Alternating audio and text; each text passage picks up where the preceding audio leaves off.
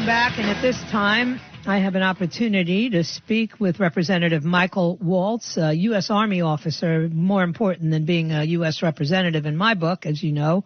But he is the Republican from the 6th District and a former Green Beret and very, very involved in what's going on with our veterans. How are you, Congressman? I'm fine, Joyce. Can you hear me okay? Yes, I can hear you just fine. Can you hear me? It's great. No, okay. all good. And yeah. I have to tell you, with your lead-in, there are some days I think Afghanistan's easier than Washington D.C. But we're here and we're in the fight. Oh, good. We need somebody to be in the fight. Now, I'm looking at some of these. I think I saw you last night on Newsmax, and you were talking about suicide. And the numbers are unbelievable. They're staggering how many suicides we're seeing in the veterans community. Yeah, we're still hovering 20 to 22 per day veterans that we're losing to suicide. That's the equivalent if we were losing a brigade of soldiers in combat every year, but we're losing them to suicide, and it's unacceptable. This is National Suicide Prevention Month, and just two things to keep in mind. One, the federal government's been throwing money at the problem for 20 years. The Department of Veterans Affairs has gone from $40 billion in its budget to $210 billion. And yet we have the same awful results. So for anybody who says government-run healthcare is the answer, they're wrong, number one. And number two, what I'm pushing for is a grant program. Let's get those resources down to these veteran service organizations that understand and are closest to the veteran, rather than trying to fix this from a bureaucracy in Washington, D.C. It's passed the Senate, but it shouldn't surprise you. We're having a hard time getting it past Nancy Pelosi's House of Representatives. But, thanks for bringing that up, because it's just unacceptable after these men and women survive combat and they come back home and they're not surviving their reintegration back into American society. It certainly is. And maybe if you include a free haircut and blow dry, Nancy Pelosi will move on the bill. I'm just... and some ice cream. Yeah, and some ice cream. But, I have to ask you, now put on your lieutenant colonel hat instead of your congressional hat. What would you do, and what do you think should be done with these rioters and looters and what I call domestic terrorists that have invaded so many of our major cities?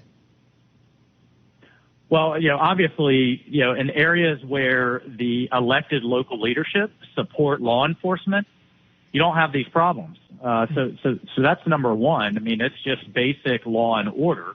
And where the local police forces are overwhelmed, that's an absolutely appropriate role for the National Guard.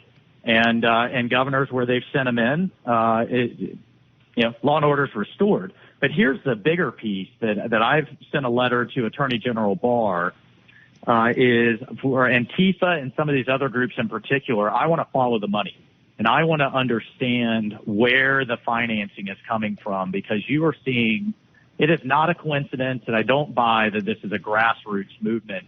When you see common tactics, techniques, procedures, even uniforms, there is too much commonality, and there are some silent hands moving, and there's some funding moving. And I've dealt with insurgent groups all over the world, from Africa to Afghanistan, and it's the same, it's the same tactics.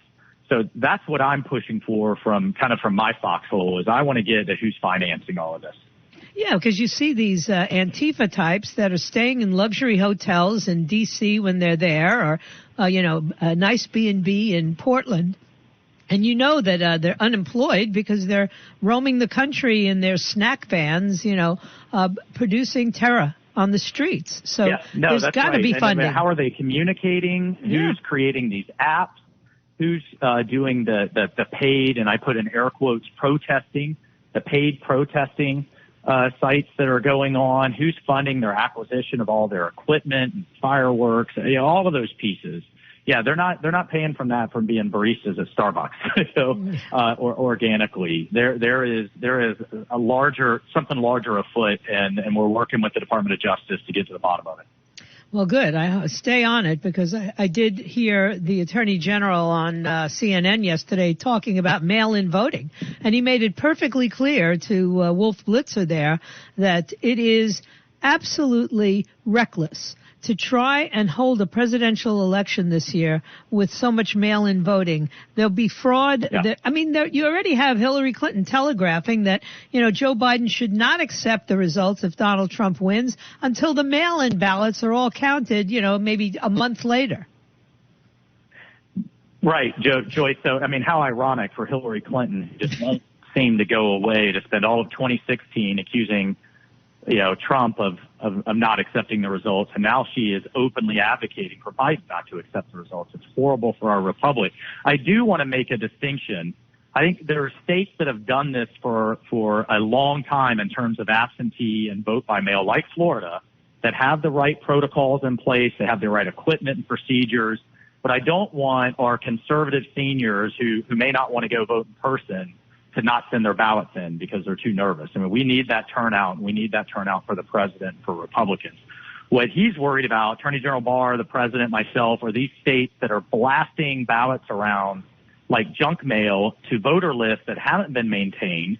People have died. People have moved. People are ineligible.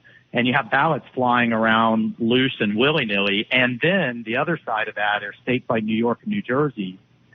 New York just took 6 weeks to get through one single congressional primary, got completely overwhelmed, didn't have the equipment, didn't have the signature databases to match and verify who was actually sending the ballot in, and had to invalidate 20% of their votes. That's what the president and attorney general are talking about. But I want to make that distinction. Florida does it right, and a lot of these other states, Nevada, New Jersey, New York, are where the concern is. And Florida does it okay, but there's plenty of mistakes in Florida. With the exception of Broward County and down in South Florida where you are, most of Florida, I should say. Okay, because I'm worried about a depressed or a down Republican turnout because conservatives are worried about it. So I think a middle ground is drive that ballot to a ballot box if you're elderly, you're at risk, you're worried about the virus, but drop that ballot off in person, but still get it in, I guess is my point, one way or another. Yeah. Oh, listen, I'm not worried. I know that you guys have to be worried. It's part of your job description. But I'm not worried because I can see the mood in the country. And just as I predicted in 2016, I can tell you right now that all of those voting blocks that the Democrats have become dependent on are no longer solidly on their side. The suburban housewife does not like to see rioters invading suburbia now. The black Americans are tired of being taken for granted and being told if they don't vote for Democrats, they're not really black.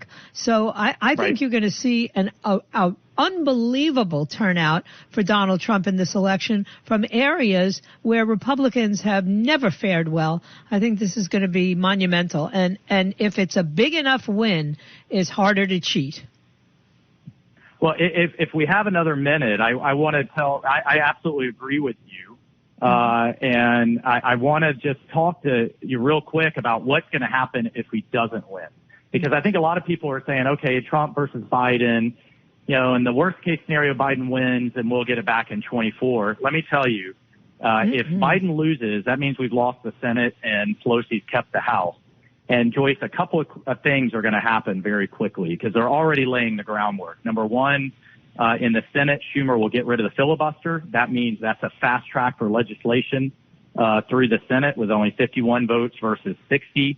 Pelosi will put in place national ballot harvesting, meaning how they vote in California, where activists can just go scoop up unlimited numbers of ballots and send them in after Election Day. She'll take that nationwide to every state in the union, and then the Senate will put in statehood for Washington D.C., which gives them 2 more senators. Basically, they will lock down power and start passing progressive legislation. We kind of laugh at AOC or Bernie and kind of dismiss them. Joyce, I've seen the legislation. It is ready to go, from defunding ICE, Border Patrol, and the federal prison system to nationalize health care, to, the whole list. They will put on Biden's desk in the first year, and that's what's at stake in the next 60 days. Yeah. No, I used to laugh as well at AOC and her ilk. And now I'm not laughing anymore, because after seeing a Kennedy go down in Massachusetts to Markey, AOC is the reason that election went in that direction, because Nancy Pelosi threw her weight behind the Kennedy. And, the squad is in charge, and the squad ain't playing. They want to do these things. And the squad will go to Pelosi and say, Nancy, if you want to be speaker again, here are our list of demands. She barely got her speakership this last time, only by 2 votes. Right. And they will say, here's our priorities that you will put on Biden's desk in the first year if you want to be speaker again. And she'll do it. We have a situation where Maxine Waters and Nancy Pelosi look moderate compared to the progressives that we're seeing now in the House. And final thing, Joyce, we're talking about improving this country, about reforms, about moving forward. They are talking about ripping this country down to its studs because they believe it's fundamentally flawed, it's misogynistic, racist, and colonialist, and rebuilding it in their image. And then the next wave will be stacking the Supreme Court, getting rid of the Electoral College, fundamental basic reforms that I think a lot of people take for granted in our Constitution that will absolutely change the character of this country. And that's not what I, as a Green Beret, fought for. For 24 years, and that's why I'm in the fight. Hey, and that's why the Founding Fathers made sure that the very Second Amendment in the Bill of Rights spoke directly to tyranny. And, I agree with you that is their plan, but they have to realize that when the good old boys like me and you and the ones in Kentucky and the hills of Mississippi come out, it's not going to be pretty if they try to do these things in this country. I don't think it's going to be as easy, because I think the people will push back. So I just don't want a civil war. I'd like to see the system move along as it always has. We can debate and we can argue and we can compromise, but I'm not giving up. Well, no one wants that, and let's just win in November. Yep. and move this country forward. Look, when I saw with my daughter standing on the House floor of Representatives, and it broke my heart to see Paul Ryan handing the gavel to Nancy Pelosi. But that peaceful handover of power is something that we can never take for granted. That's what makes the United States unique. I've fought from Africa to Afghanistan, and we can't ever take that for granted. And that is why this election is so critical, because they will change the rules. And we just can't allow that to happen. All right. Well, thank you so much, Lieutenant Colonel Congressman Michael Waltz from the 6th District. Always appreciate your time. Well, I hope your listeners don't want to drink after listening to us. But it's very serious what's going on, and happy to come on anytime, Joyce. I appreciate it. They won't drink. They get their battle gear ready. All right. Take care. All right. God bless. Take care. God bless.